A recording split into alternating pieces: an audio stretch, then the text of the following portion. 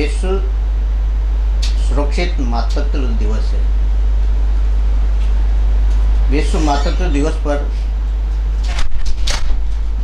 प्रसूता महिलाएं जिनकी अकारण मौत हो जाती है, उस पर आज जागरूकता काफ़ी चिकित्सा विभाग में बढ़ी है।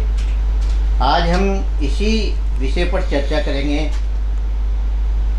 प्रसूति विभाग की चिकित्सक डॉक्टर अंजना शर्मा जी से। अंजना शर्मा जी से हम विश्व मातृत्व दिवस के बारे में विस्तार से जानेंगे। ये क्यों मनाया जाता है और किस तरह जो महिलाएं सुरक्षित रहें उसके बारे में हम इनसे बखूबी जानें।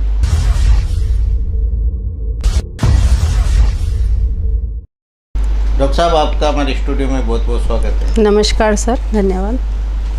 डॉक्टर साहब, विश्व मातृत्व दिवस ये किस रूप में मनाया जाता है और इसमें जो महिलाएं हैं, प्रसूता महिलाएं, और उनके बारे में क्या आप सजेस्ट करते हो? भारत सरकार ने 2003 में 11 अप्रैल को सुरक्षित मातृत्व दिवस के रूप में मनाने का निर्णय लिया गया। तभी से 11 अप्रैल को सुरक्षित मातृत्व दिवस देश भर में मनाया जाता है। इसका उद्देश्य है कि गर्भवती महिलाओं में अवेयरनेस लाना, मातृ मृत्यु दर एवं शिशु मृत्यु दर दोनों को कम करना।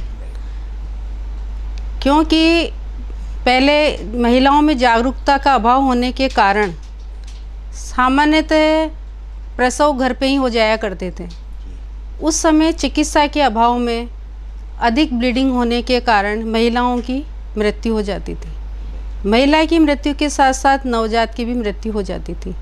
इसीलिए आज सुरक्षित मातृत्व दिवस को मनाया जाता है। डॉक्टर साहब, आज जो ये सुरक्षित मातृत्व दिवस के रूप में एक जागरूकता अवेयरनेस जगह जगह की जाती है, तो ग्रामीण क्षेत्रों में इस तरह की जो जागरूकता किस तरह मतलब चिकित्सा विभाग करता है?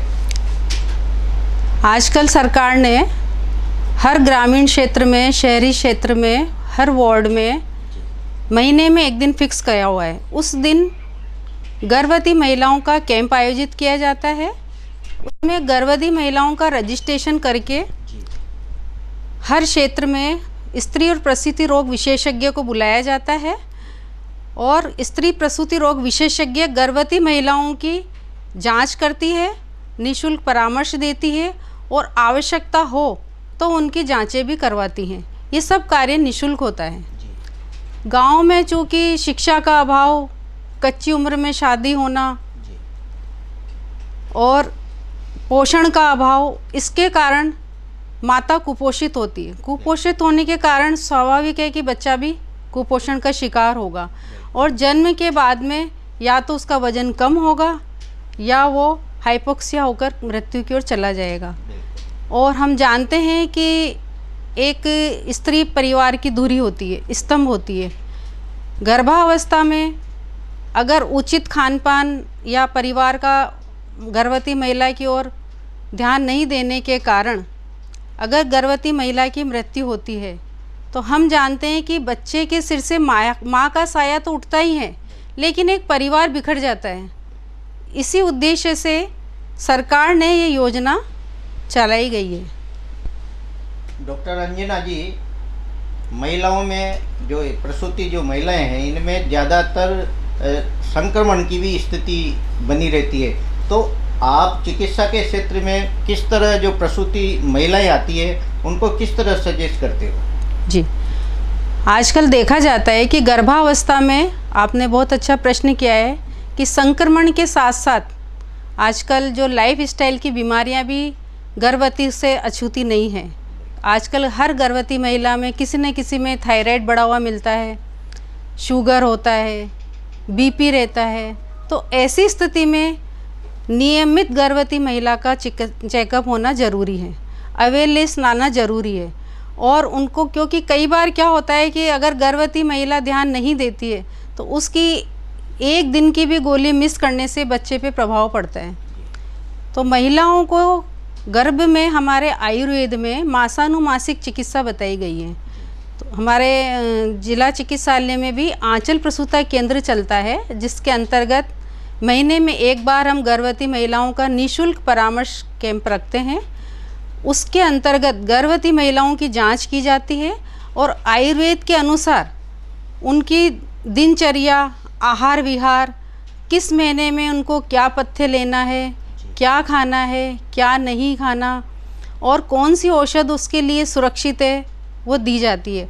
अगर गर्भवती 9 महीने की मासानुमासिक चिकित्सा का पालन करती है तो जहाँ तक ये प्रसव उसका सामान्य होता है, बच्चा उसका स्वस्थ होता है और गर्भवती महिला में किसी भी प्रकार का कॉम्प्लिकेशन नहीं होता है। सबसे ज़्यादा जो प्रभाव प्रसूता महिलाओं में पड़ता है वो पोषण का। आज भी कई जगह गांवों में जो गरीब परिवार हैं उनको सही तरह से पोषण उनको नहीं मिल पाता, तो ये भी क्या कारण है इसका? जी सर, आजकल सरकार ने गाँव में कई जो गरीबी रेखा के नीचे हैं उनके लिए कई योजनाएं चलाई हुई हैं।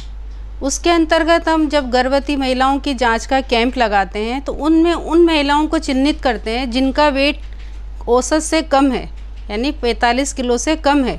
उन महिलाओं की हम लिस्ट बनाते हैं और जननी सुरक्षा योजना, समृद्धि योजना, सुरक्षित मातृत्व योजना, इसके अंतर्गत हम उनका रजिस्ट्रेशन करते हैं और उनको पोषण किट देते हैं। पोषण किट में 1 महीने का पूरा उसको सामान देते हैं, फिर अगले महीने उसकी जांच होती है। जब तक उसका सामान्यतः वजन नहीं आ जाता तब तक उसको हर महीने हम पोषण किट उपलब्ध कराते हैं ताकि माता स्वस्थ रहे और उसका आने वाला बच्चा स्वस्थ रहे और उसकी जो प्रसव अवस्था है वो सुरक्षित रहे। और आजकल तो हम ये भी अवेयरनेस कर रहे हैं हमारे आयुर्वेद में कि प्रीकॉप्शन यानी गर्भ धारण करने के पहले ही हम कैंप में बताते हैं कि गर्भ धारण करने के पहले जैसे एक खेत में हम अच्छी फसल लेने के लिए खेत की निराई गुड़ाई करते हैं, अच्छा बीज चाहिए होता है, उसी प्रकार हम महिलाओं को बताते हैं कि 3 महीने पहले गर्भ की आप तैयारी कर रहे हो, उसके 3 महीने पहले जिन महिलाओं में जैसे खून की कमी है, कैल्शियम की कमी है, तो उनको हम 3 महीने पहले भरपूर डाइट देते हैं, मेडिसिन देते हैं और 3 महीने बाद जब हष्ट पुष्ट महिला हो जाती है तब उनको हम गर्भ धारण के लिए प्रेरित करते हैं, जिससे कि आने वाली संतान में किसी भी प्रकार का रोग नहीं हो, बच्चा स्वस्थ हो और स्वस्थ बच्चा होगा तभी स्वस्थ राष्ट्र का निर्माण होगा। डॉक्टर अंजना जी, गर्भावस्था और प्रसूता के समय पहले जो महिलाओं की मौत ज़्यादा होती थी, लेकिन अब जितनी जागरूकता चिकित्सा के क्षेत्र से बढ़ी है तो उससे कितनी कमी आई है? हाँ, पहले क्या था कि मातृ मृत्यु दर और शिशु मृत्यु दर बहुत अधिक थी, तभी सरकार ने सुरक्षित मातृत्व दिवस मनाने का मानस बनाया। कस्तूरबा गांधी के जन्म दिवस को 11 अप्रैल को सुरक्षित मातृत्व दिवस के रूप में मनाए जाने का निर्णय लिया गया। जब से ये निर्णय लिया गया तब से महिलाओं में अवेयरनेस आई है, परिवार के लोग भी गर्भवती महिला का ध्यान रखते हैं और जहां पहले वर्ष भर में लगभग 40 से 45 हज़ार महिलाओं की मृत्यु गर्भावस्था के दौरान या प्रसव अवस्था के दौरान हो जाती थी, उसका मुख्य कारण खून की कमी या डिलीवरी के दौरान अधिक रक्तस्राव होने के कारण महिला की मृत्यु हो जाती। लेकिन अब इस मृत्यु दर में कमी आई है और अवेयरनेस आई है। सभी सेंटर्स यानी गाँव में भी अब प्रसव की सुविधाएं उपलब्ध हो गई सब सेंटर पर, और महिलाओं को डिलीवरी के बाद भी पोषण के लिए उनको किट भी मिलता है और कुछ पैसे भी सरकार उनको देती है। और बेटी बचाओ बेटी पढ़ाओ के अंतर्गत उनको कुछ कन्या के नाम से 3 साइकिल में अलग अलग उसमें उनको बैंक में उनका पैसा आता है, जो कि उस कन्या को जब बड़ी होती है तो उसके भरण पोषण के लिए दिया जाता है। तो इसमें अवेयरनेस आने के साथ साथ और जो चिकित्सा के क्षेत्र में आज अनपढ़ महिला भी चिकित्सालय में आके और दिखाती है, जब हम उनको बताते हैं कि भाई आपको आपका बच्चा स्वस्थ हो, बच्चे में किसी प्रकार की बीमारी नहीं हो, इसके लिए वो समय समय पर जांच भी करवाती है, सोनोग्राफी करवाती है, टीकाकरण लगाती है। और डिलीवरी के बाद में जब बच्चा पैदा होता है तो उसको मार्गदर्शन दिया जाता है। सब जगह आंगनबाड़ी होती है, सहायिकाएँ होती है, वो उनको पूरे टीकाकरण के बारे में बताती है। हर मोहल्ले में एक दिन निश्चित है, उस दिन बच्चों का टीकाकरण होता है। सभी गाँव की महिलाएँ वहाँ अपने बच्चों को लेके जाती है, वहाँ सभी बच्चों का टीकाकरण होता है। और हमारे आयुर्वेद में भी 0 से 5 साल के बच्चों के लिए एक इम्यूनिटी बूस्टर स्वर्ण प्राशन ड्रॉप होती है, वो भी आयुर्वेद विभाग उनको पिलाता है। इससे बच्चों में किसी भी प्रकार की बीमारी नहीं है और मृत्यु दर में, माँ की मृत्यु दर में और बच्चे की मृत्यु दर में, दोनों में कमी पाई गई है। डॉक्टर अंजना जी, अब ग्रामीण क्षेत्रों में जो प्रसूता महिलाएं हैं उनका इलाज काफ़ी कारगर हो गया है, क्योंकि आंगनबाड़ी की जो कार्यकर्ता हैं वो उनका ख्याल रखती हैं जी। तो ग्रामीण क्षेत्र से और जिला मुख्यालय तक लाने में इनकी क्या प्रक्रिया है? इसमें क्या है कि हर वार्ड में, शहरों में भी और गांव में भी आंगनबाड़ी सेंटर हैं, उनके अंदर सहायिकाएँ हैं और उनके ऊपर एक नर्स नियुक्त की हुई है। उसमें दिन फिक्स है कि इस दिन गर्भवती महिलाओं को टिटनेस का टीका लगेगा, 3रे महीने में, 4थे महीने में, ये हमारा दिन फिक्स रहता है। उस दिन गर्भवती वो सहायिकाएँ घर जाती हैं, गर्भवती महिलाओं का जो सर्वे करती हैं, उनके पास रजिस्टर होता है। उस रजिस्टर में वार्ड वाइज या गांव की महिला है तो पूरे गांव की गर्भवती महिलाएं कि इस गांव में, इस वार्ड में कितनी महिलाएं गर्भवती है, वो पूरे सर्वे के दौरान वो लिख के लाती है। जिस दिन टीकाकरण होता है उस दिन वो सहायिका घर जाके गर्भवती महिला को सेंटर तक लाती है, उसका टीकाकरण कराती है और उसके बाद में उसको वापस भेजती है। और जैसा कि मैंने आपको पूर्व में बताया कि जो महिलाएं कुपोषण पाई जाती है, कुपोषित है, उसको वो हम जो पोषण किट देते हैं उसके लिए चिन्हित करते हैं और उनको 3 महीने तक वो किट दिया जाता है। 3 महीने बाद वापस उसकी सारी जांचें होती है।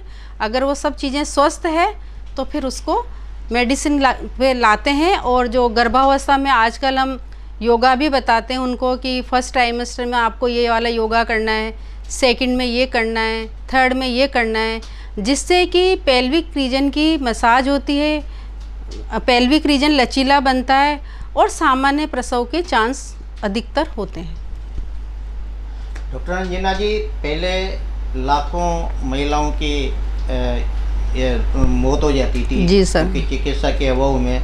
अब आज जो चिकित्सा विभाग जिस तरह मतलब जागरूक है, कभी इस मामले में गांव में कोई नवाचार इस तरह किया जाता है विभागों की तरफ से? जी सर, सरकार ने अभी सभी जगह नवाचार किया है, जिसमें कि हर महीने सर्वे करके आंगनबाड़ी वाले रिपोर्ट देती हैं सिटी में। और सिटी में से जो स्त्री और प्रसूति रोग विशेषज्ञ जिनकी ड्यूटी वहाँ लगाई जाती है, वो सर्वे की रिपोर्ट के अनुसार उन महिलाओं को जो कि गर्भावस्था में क्या क्या इम्पोर्टेंट जांच है वो सब उसकी हुई या नहीं हुई उसको देखती है। अगर नहीं हुई है तो उनको हायर सेंटर के लिए रेफ़र करती हैं। और चूँकि आजकल पढ़ाई के चक्कर में शादियां लेट होती है, तो जो 30+ के बाद में गर्भ धारण करते हैं, तो आजकल थोड़ा सा डॉक्टर्स लोग सोचते हैं कि कहीं बच्चों में डाउन सिंड्रोम ना आ जाए, तो इसके लिए कुछ जांचें, डबल मार्कर, ट्रिपल मार्कर भी आजकल हम करवाने लगे हैं। थोड़ी महंगी जांच होती है, तो ये जो सिटी में हॉस्पिटल्स हैं वहाँ पे निःशुल्क होती है, तो वहाँ से उनको रेफ़र किया जाता है हायर सेंटर के लिए जिला चिकित्सालय में, और वहाँ उनको सुविधाएं दी जाती है। वहाँ उनकी सभी जांचें फ्री होती है और फ्री ही उनको औषध मिलती है। ये थी हमारे साथ डॉक्टर अंजना शर्मा जी। इन्होंने विश्व मातृत्व सुरक्षित दिवस पर कई जानकारियाँ दी। आज जो प्रसूता जो महिलाएं हैं वो आजीवन मतलब वो काल का ग्रास बन जाती थी। आज चिकित्सा ने जो प्रगति की है उससे कई महिलाओं का जीवन बचता है। ये सारी जानकारी अंजना जी ने दी। आप हमारे स्टूडियो में बता रहे हो। धन्यवाद सर, नमस्कार।